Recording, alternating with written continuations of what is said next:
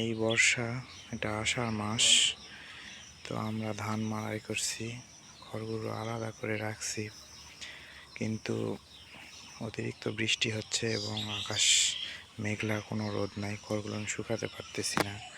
এই যে এভাবে কাগজ দিয়ে ঢেকে রাখছিলাম, বৃষ্টি পড়েনি কিন্তু তারপরেও খড়গুলো পচে যাচ্ছে। এগুলা শুকে রাখলে গরুর অনেক দিন খাবার হবে।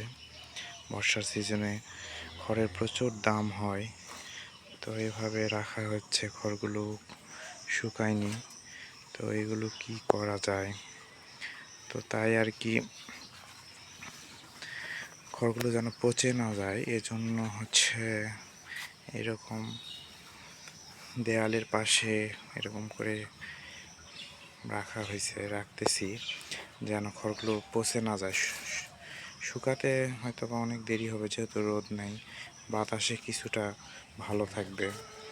তো এভাবে রেখে দিব, তারপরে দেখি কেমনে এগুলো কতদিন লাগে শুকাতে।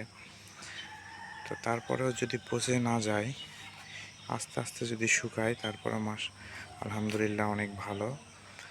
তো দেখি কি অবস্থা হয়, কারণ প্রকৃতির কাছে আমরা খুব অপারগ।